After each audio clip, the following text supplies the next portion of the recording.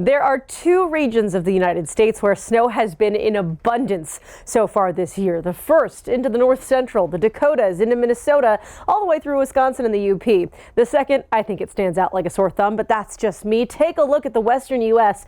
from the Wasatch through the northern Rockies, all up and down the Cascades and the Olympic Mountains. Those bright magenta colors represent the feet of snow that are still on the ground. And just wait, there's more. Let's talk about the most recent snowfall reported across Colorado, Montana, Arizona, and even New Mexico. Well over a foot, over 2 in Wolf Creek Pass in Colorado. And that is because of our 1-2 storms. They're twins here across the center of the country that we've been watching. The first one's now moving through the north central states on its way out of Minnesota, Wisconsin, and the UP, heading toward the mitten.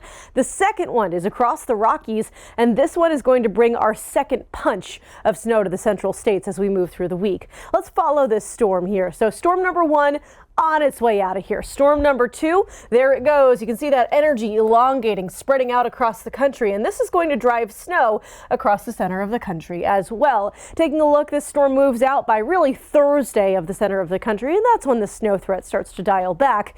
But in between now and Thursday night, well, you're getting a doozy in places like Colorado Springs, 6 to 12 inches of snow. We have already had some reports of flights being canceled and delayed in the Denver airport. Denver just on that line of 6 to 12 inches. I think you'll get about 6 or so in Denver, but up the front range of the Rockies into the mountains themselves, that's where you're looking at 1 foot to 1.5 foot of snow by Thursday night. Stretching out into the north central Green Bay, you are right on that 6 to 12 line. A little bit further out toward places like Billings, you're more in that 3 to 6 inch area, and we have seen significant snow in Montana.